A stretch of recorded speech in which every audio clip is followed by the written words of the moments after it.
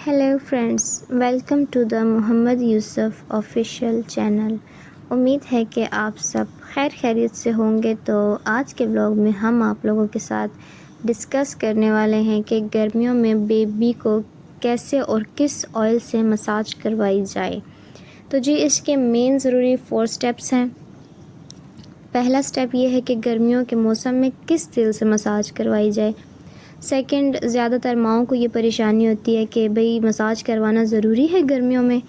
और third question जो है तो हमारे जहनों में आता है कि भाई पंखे के नीचे बच्चे की मसाज करवा सकते हैं या नहीं। कुछ लोगों को इस बारे में इल्म नहीं होता कि जी हमने मसाज बच्चे को पंखे के नीचे करवानी है या नहीं। और 4 के एयर कंडीशनिंग रूम में आप अपने बच्चे को मसाज करवा सकते हैं कि नहीं। तो सबसे पहले हम आप लोगों के साथ डिस्कस करने वाले हैं गर्मी के मौसम में किस तेल से मसाज करना बेहद अच्छा है बच्चे की हेल्थ के लिए, और कौन सा तेल जो है तो बेस्ट है ना। तो मैं तो ये कहूँगी कि जो कोकोनट ऑयल है, ये ऑयल जो है तो बच्चों की मसाज के लिए मैं कहूँगी कि भाई माँओं को यूज़ करना चाहिए। ये जो है तो बच्चों के मसाज में बहुत अच्छा है। गर्मियों में इसको गर्म करने की ज़रूरत नहीं होती, और सर्दियों में ये जो है तो इसको थोड़ा सा गर्म करना पड़ता है क्योंकि ये थोड़ा थिक हो जाता है जी। तो मैंने जो है तो अच्छी तरह से वीडियो अपलोड कर दिया मसाज की कि आप किन स्टेप्स में मसाज कर सकते हैं बच्चे की, और कॉलिक एक्सरसाइज वगैरह सब चीज़ें। और आप अपने बच्चे की मसाज कब तक करवा सकते हैं या कब तक ज़रूरी है। तो 1.5 साल की उम्र तक आपने अपने बच्चे को लाजमी मसाज देनी है, गर्मी हो सर्दी हो, ठीक है। और कोकोनट ऑयल जो है तो बेस्ट है। आपने पहले अपने बच्चे पे अप्लाई करना है थोड़े से हिस्से पे कि देखें उसको कोई इशू तो नहीं है इस ऑयल से। अदरवाइज़ आप फिर उसके बाद अपने बच्चे भी ये अप्लाई करें। उससे पहले आपने बिल्कुल अप्लाई नहीं करना। आपने पहले चेक करना है कि आपका बच्चा जो है वो इस ऑयल को एक्सेप्ट करता है कि नहीं उसका जिस्म। तो अगर वो एक्सेप्ट कर ले तो उसके बाद आप इसको मसाज दे सकते हैं कोकोनट ऑयल से, या जो उसको सूटेबल है आप उससे मसाज दे दें, ठीक है।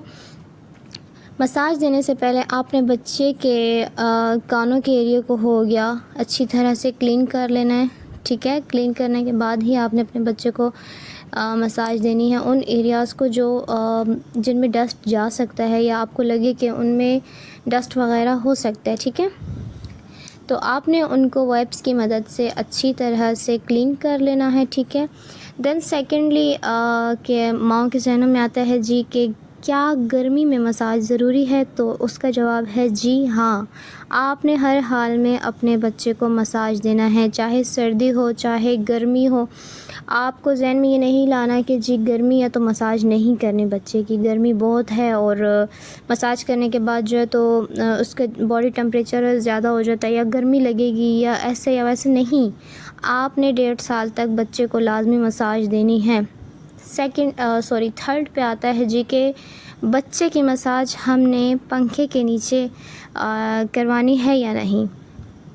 तो ज़्यादातर माँओं के जहनों में ये सवाल होता है कि भाई नहीं हवा लग जाएगी। तो गर्मी में गर्मी बहुत ज़्यादा होती है, और हम जो है तो अगर आम रूटीन पे भी बैठे तो हम नहीं वो कर सकते कि भाई पंखे के बग़ैर गुजारा थोड़ा मुश्किल हो जाता है गर्मियों में। तो हमने अपने बच्चे को हर हाल में मसाज देना है, ठीक है। और पंखे के नीचे दे सकते हैं आप, उस पर कोई इशू नहीं है, ठीक है।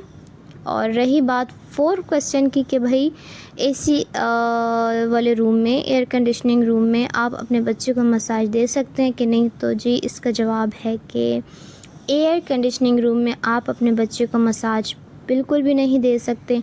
और रही बात मसाज की कि आपने किस सिचुएशन में बच्चे की मसाज करवानी है या कौन से स्टेप्स करवाने हैं कौन से नहीं।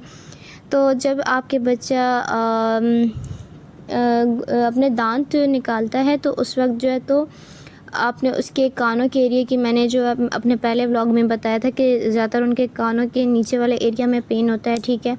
हेड एरिया हो गया या जो है तो गले का एरिया हो गया, आपने इनको अच्छी तरह से मसाज करना। मसाज किन स्टेप्स में करना है, या अगर आपके बच्चे के पेट में दर्द है या उसके कॉलिक पेन को कैसे दूर करना है, तो ये मैंने अपने व्लॉग में पहले ही बता दिया है। उसकी एक्सरसाइज बता दी है कि आप अपने बच्चे के कॉलिक पेन को कैसे दूर कर सकते हैं। اور کانوں کی مساج ضروری تھی کیونکہ یوسف جو ہے تو انہوں نے اپنا فرسٹ ٹیتھ جو ہے تو الحمدللہ گرو کر لیا ہے، اور ان کو تکلیف ہوتی ہے، کانوں میں تھوڑا مسئلہ ہوتا ہے اور ٹانسس کے ایریا میں بھی تھوڑا پین ہوتا ہے، تو آپ نے اپنے بچے کی مساج اچھی طرح کرنی ہے۔ اس کا ہیڈ ایریا ہو گیا تو مساج کرنے کے بعد جو ہے تو آپ کا جو بچہ ہے وہ بہت بہت ریلیکس فیل کرتا ہے، ٹھیک ہے۔ اور ہو سکتا ہے جو بچہ نہیں سوتا یا روتا ہے اور ریسٹ نہیں کرتا، ماؤں کو یہ مسئلہ ہوتا ہے کہ بھئی ہمارا بچہ جو ہے تو سو نہیں رہا یا کوئی اور پریشانی ہے، تو وہ اپنے بچوں کو ڈیلی مساج دیں۔ مساج دینے کے بعد جو ہے تو بچہ تھوڑا ریسٹ کرنا پسند کرتا ہے۔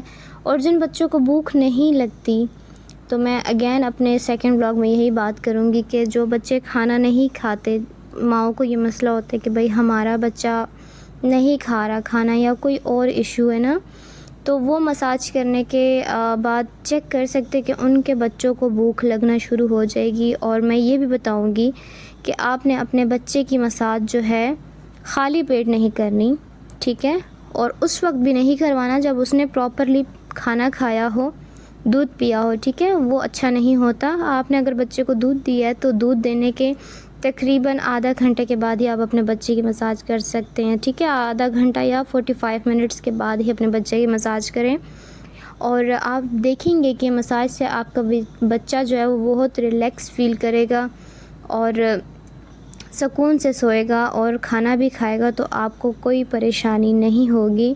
تو میں امید کرتی ہوں کہ ہمارا یہ ولاگ جو ہے تو آپ کے لیے کرامت ہو اور آپ کو پسند ہو۔